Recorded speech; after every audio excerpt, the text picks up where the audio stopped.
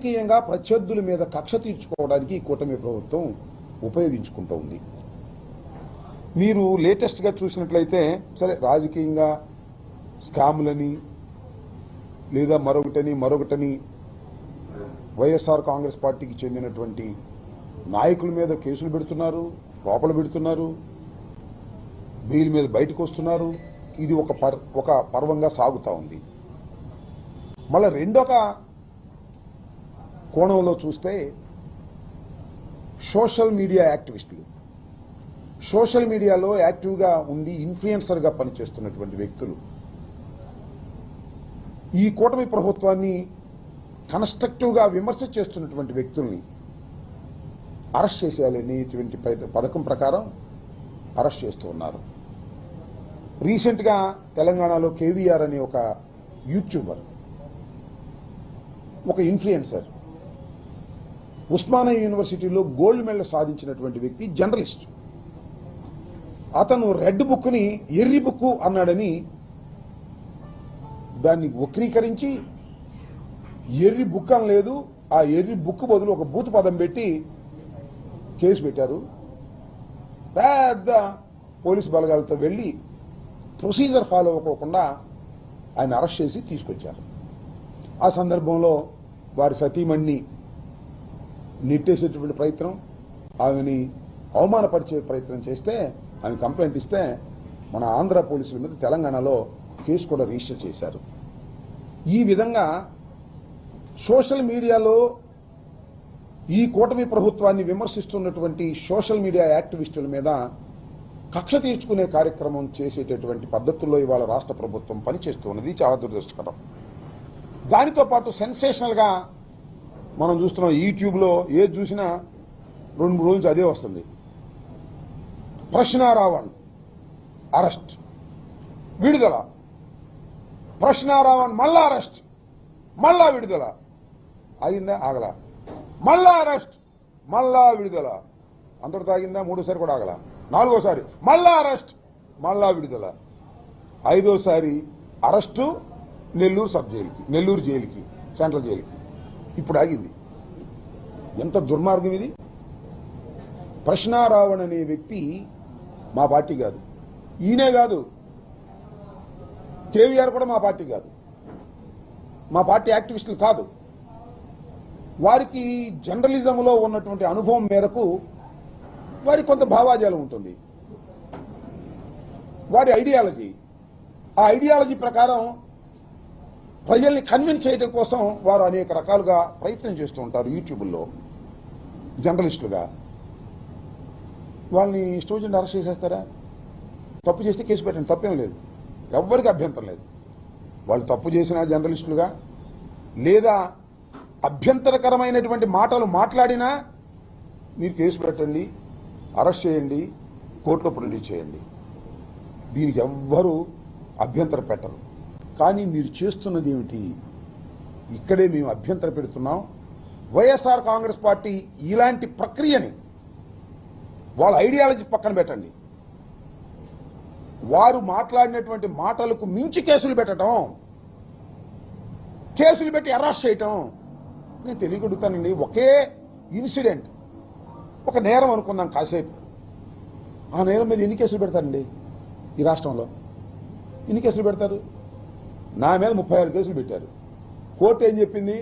అయ్యా, ఈ 36 కేసుల్లోనూ 36 సార్లు అరెస్ట్ చేయడానికి వీల్లేదు, ఇవన్నీ కూడా ఒకే ఎఫ్ఐఆర్గా ట్రీట్ చేయండి, వీటన్నిటినీ కూడా సాక్ష్యాలుగా తీసుకోమని చెప్పింది.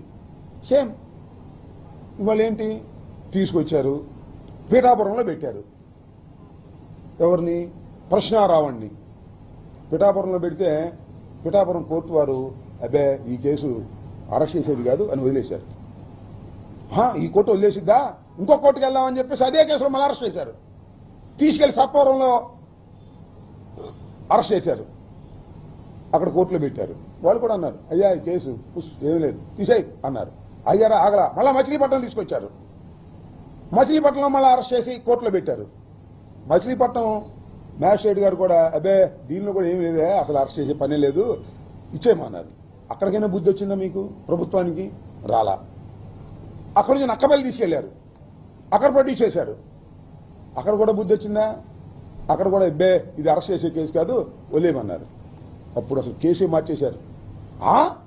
4 కోర్టులో పెడితే ఒక్క మ్యాజిస్ట్రేట్ కూడా మాకు రిమాండ్ ఇవ్వలేదు కాబట్టి ఈ సెక్షనే మార్చేద్దాం అన్నారు. అది అట్టా పెడదాం. ఈ 4 పోలీస్ స్టేషన్లు ఏం చేశారండి? పోలీస్ స్టేషన్లో ముద్దాయిగా ఉన్నటువంటి రావణ్ణి దాడి చేసి కొట్టాలి, చంపాలి అని ప్రయత్నం చేస్తే ఎక్కడికి వెళ్తుంది ఈ రాష్ట్రం? ఎక్కడికి వెళ్తుంది ఈ ప్రజాస్వామ్యం? ఎక్కడికి వెళ్తుందని అడుగుతా ఉన్నా. ఈ ధర్మమేనా, న్యాయమేనా? ఇలాంటి సమయంలో మేము కూర్చోవాలి మా పార్టీ కాదని. ఆయన మా పార్టీ కాదు, ఆయన ఒక యూట్యూబరు. ఇలాంటి అన్యాయం, అక్రమం కూటమి ప్రభుత్వం చేస్తుంటే వైఎస్ఆర్ కాంగ్రెస్ పార్టీ జగన్మోహన్ రెడ్డి గారు చేతులు కట్టు కూర్చోవాలని అడుగుతా ఉన్నా, నోరు మూసు కూర్చోవాలని అడుగుతా ఉన్నా. మా పార్టీ కాకపోయినా, మా భావాజాలం కాకపోయినా ఇది తప్పు అని చెప్పేటటువంటి ప్రయత్నం వైఎస్ఆర్ కాంగ్రెస్ పార్టీ చేస్తుంది. దీని మీద చాలా మంది రకరకాలుగా విమర్శించే వాళ్ళు విమర్శించవచ్చు, నేను కాదన్ను. కానీ వాస్తవాన్ని అర్థం చేసుకోండి. ఇవాళ సోషల్ మీడియా యాక్టివిస్టుల మీద దౌర్జన్యకాండ, చట్ట వ్యతిరేకమైన పద్ధతుల్లో ఈ ప్రభుత్వం పనిచేస్తున్నప్పుడు వైఎస్ఆర్ కాంగ్రెస్ పార్టీ కళ్ళు మూసుకొని చూస్తూ ఊరుకోదు.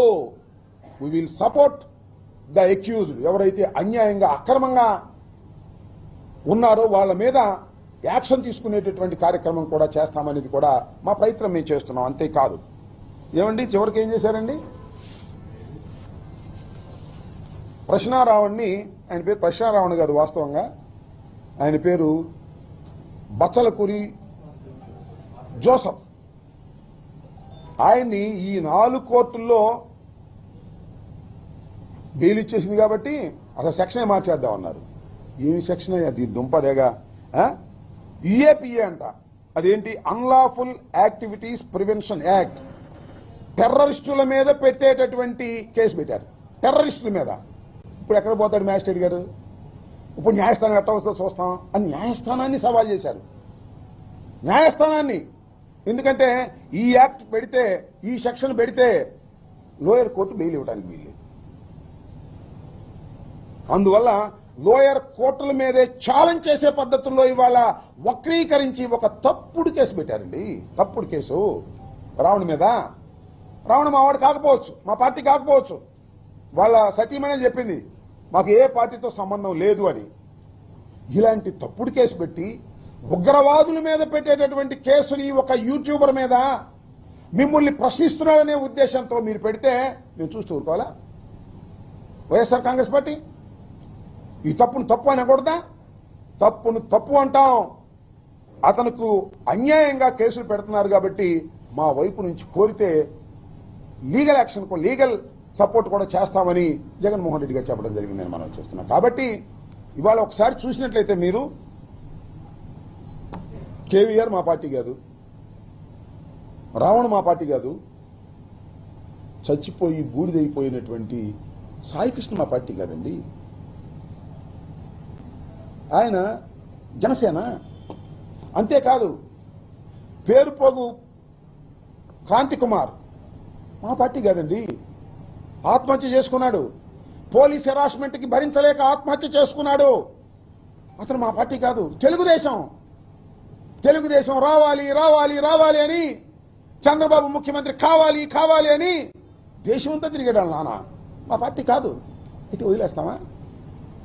మానవ హక్కులు అరించిపోతున్నప్పుడు, పోలీసు యంత్రాంగం దుష్ట ప్రయత్నం చేస్తున్నప్పుడు, ప్రభుత్వం చేతిలో కీలుబొమ్మల్లాగా పోలీసులు వ్యవహరించి ఏ కేసు పెడితే ఆ కేసు పెట్టేసే కార్యక్రమం చేస్తున్నప్పుడు, బాధితుల్ని ముద్దాయిలు చేస్తున్నప్పుడు వైఎస్ఆర్ కాంగ్రెస్ పార్టీ చూస్తూ ఊరుకోదు. వారికి రక్షణగా వస్తుంది. అతను తెలుగుదేశం కావచ్చు, అతను జనసేన కావచ్చు, అతను ఏ పార్టీకి చెందినవాడు కావచ్చు. ఒక అన్యాయం సమాజంలో జరుగుతున్నప్పుడు వెలుగెత్తి చాటవలసినటువంటి బాధ్యత 5 సంవత్సరాలు ఈ రాష్ట్రాన్ని పరిపాలించినటువంటి ఒక రాజకీయ పార్టీగా, 40% ఓట్ బ్యాంక్ కలిగినటువంటి రాజకీయ పార్టీగా, ఒక చైతన్యవంతమైన రాజకీయ పార్టీగా ఖచ్చితంగా ఈ తప్పుల్ని ఖండించడానికి ప్రయత్నం చేస్తుంది. ఇవాళ రావణ విషయంలో కూడా అన్యాయంగా, అక్రమంగా ఎక్సెస్ యాక్షన్ చేస్తున్నారు. కేసు పెట్టండి, తప్పులేదు. కేసు పెట్టండి, కోర్టు ప్రొడ్యూస్ చేయండి, బెయిల్ ఇచ్చేస్తే పంపించేయండి, మళ్ళీ వాయిదాలు పిలవండి. అట్ట కాదంట. కేసు మీద కేసు, కేసు మీద కేసు, కేసు మీద కేసు, కేసు మీద కేసు. చివరికి ఇప్పుడు ఎక్కడ చల్లబడ్డారంటే రావణ్ణి నెల్లూరు సెంట్రల్ జైలుకి పంపించిన తర్వాత అమ్మాయ ఇక చంద్రబాబు నాయుడు గారు, లోకేష్ గారు అప్పుడు నిద్రపెట్టినట్టుంది. ఎన్నాళ్ళు పెడతారయ్యా? నాకు అర్థం కాలేదు. ఎన్నాళ్ళు పెడతారు రావణ్ణి? తప్పుడు కేసులు పెట్టి జీవితాంతం లోపల పెడతారా? బయటికి రాడా? ఎంత ప్రాముఖ్యత ఇచ్చారు? సమస్యలు ఎన్నున్నాయి ఈ రాష్ట్రంలో. ఈ సమస్యలన్నీ వదిలేసి రావణు, కేవీఆర్ ఇలాంటి సోషల్ మీడియా యాక్టివిస్టుల్ని కట్టడి చేసే కార్యక్రమం నేను తెలియకొడుతానండి. చంద్రబాబు నాయుడు గారు, లోకేష్ గారు, పవన్ కళ్యాణ్ గారు, ఆయన ఎవరండి? కిరా కార్పిన. ఇప్పుడు చూసారా మీరు ఎన్ని బూతులు మాట్లాడతాడు? సీమరాజు ఎన్ని బూతులు మాట చూశారుగా. వాళ్ళనేమో మీరు పెట్టుబడి పెట్టి మాట్లాడిస్తారు, వాళ్ళ మీద యాక్షన్ తీసుకోరు. నేను కంప్లైంట్ ఇచ్చా కిరా కార్పి మీదను, సీమరాజు మీద. మీకు గుర్తుందో లేదో? పోలీసు వాళ్ళు మీరు చేయమన్నారు, రిజిస్టర్ చేయమన్నారు. తర్వాత కోర్టుకు వెళ్ళా. కోర్టు వారి ముట్టికెళ్ళి వేసిన తర్వాత రిజిస్టర్ చేశారు. యాక్షన్ తీసుకోరు. అదే కేవీ రెడ్డో, ప్రశ్నారావణ అయితే 500 మంది పోలీసులు వెళ్ళిపోతారు మీ దుంపదగా. అంటే మమ్మల్ని తిట్టేటటువంటి యూట్యూబులు, మమ్మల్ని దూషించేటటువంటి యూట్యూబర్లని మీరు పెంచి పోషించి మిమ్మల్ని విమర్శిస్తే మాత్రం వాళ్ళకి ఇదిగో యుఏపిఏ యాక్ట్ అంత భయంకరమైన యాక్టులు పెట్టి మీరు వేధించాలి అని, అణచాలని మీరు ప్రయత్నం చేస్తున్నారంటే మీరు గుర్తుపెట్టుకోండి చంద్రబాబు నాయుడు గారు, మీ గొయ్య మీరు తవ్వుకుంటున్నారయ్యా. మీ గొయ్య మీరు తవ్వుకుంటున్నారు. ప్రశ్నారావణ నిండదా కొంతమందికే తెలుసు, మన దేశం అంతా తెలుసు, రాష్ట్రం అంతా తెలుసు. ఏ టీవీ చూసినా ప్రశ్నారావణకి వ్యతిరేకమో అనుకోవడం. మోస్ట్ పాపులర్ క్యాండిడేట్ చేశారు మీరు. కేవీ రెడ్డి కూడా అంతే. ఏదో ఒక యూట్యూబ్ ఛానల్ చేసుకుంటున్నాడు. రెడ్ బుక్ అని ఎర్రి బుక్ అన్నాడంట. ఆ బుక్ దగ్గర ఏదో పదం పెట్టారు, పూ అనే పదం పెట్టి అన్నాడని చెప్పి రాసి పారేశారు. ఎఫ్ఐఆర్ రిజిస్టర్ చేశారు, తీసుకొచ్చారు, లోపల పెట్టారు. మీ గొయ్య మీరు తవ్వుకుంటున్నారు. ఎంత చెట్టుకంత గాలిలాగా, ఎంత క్రైమ్కి అంతే కేసు ఉండాలి. ఇది ఎక్కడ కేసులే బాబు, నాకు తెలియకూడతాను. ఇంతంత కేసులు పెడితే సమాజం మిమ్మల్ని అంగీకరిస్తుందా చెప్పమని ఈ సందర్భంగా నేను మనవి చేస్తున్నాను. అన్నిటికన్నా మించి ఏంటంటే పోలీస్ స్టేషన్ ఉంటే పార్టీలో వెళ్ళిపోతారండి, మాకు అప్పచెప్పమంటున్నారు. పోలీస్ స్టేషన్లో రావణ్ ఉంటే మాకు అప్పచెప్పన్నాడు, సంగతి తెలుస్తా ఉంటున్నారు. ఇంకా ఏం పోలీసులు అప్పచెప్పలా, పోలీసులు కూడా నెట్టేశారు. అది వేరే అంశం. ఈ 4 పోలీస్ స్టేషన్ల మీద పోలీసుల సహకారంతో చంద్రబాబు నాయుడు గారు, పవన్ కళ్యాణ్ గారు ప్రోద్బలంతో దాడులు చేస్తారు, లాక్కొచ్చి కొడతా ఉంటారు. పోలీసులు చూస్తూ ఊరుకుంటారు, కేసులు పెట్టరు. ఇది ఒక దుర్మార్గమైనటువంటి పద్ధతుల్లో జరుగుతూ ఉంది. సాయికృష్ణ లాకప్ డెత్లో కూడా దీన్ని డైవర్ట్ చేయడం కోసం రకరకాల టాక్టిక్స్లు ఉపయోగిస్తుంది ఈ ప్రభుత్వం. నేను ఒకటే చెప్తున్నాను, పోలీసు వారు ఎక్సెస్గా ప్రవర్తిస్తున్నారు, తప్పుడు కేసులు పెడుతున్నారు, అన్యాయంగా వ్యవహరిస్తున్నారు. ఇది చట్టం ముందు ప్రశ్నార్థకమవుతుంది రాబోయే కాలంలో. గుర్తుపెట్టుకోమని కూడా ఈ సందర్భంగా నేను చెప్పదలుచుకున్నాను. రావణకు కానీ లేదా కేవీఆర్ కానీ మరొక సోషల్ యాక్టివిస్ట్కి కానీ ఎవరికైనా సరే వైఎస్ఆర్ కాంగ్రెస్ పార్టీ తప్పనిసరిగా వారికి అండగా ఉంటుంది. కారణం ఒక్కటే, ఇల్లీగల్గా బిహేవ్ చేస్తుంది ప్రభుత్వం, పోలీసు యంత్రాంగం. కాబట్టి వారిని ప్రజాస్వామ్యంలో వారికి మద్దతు ఇవ్వటం, అవసరమైతే వారికి సహాయం చేయడానికి వైఎస్ఆర్ కాంగ్రెస్ పార్టీ సిద్ధంగా ఉందని కూడా ఈ సందర్భంగా చెప్పదలుచుకున్నాను.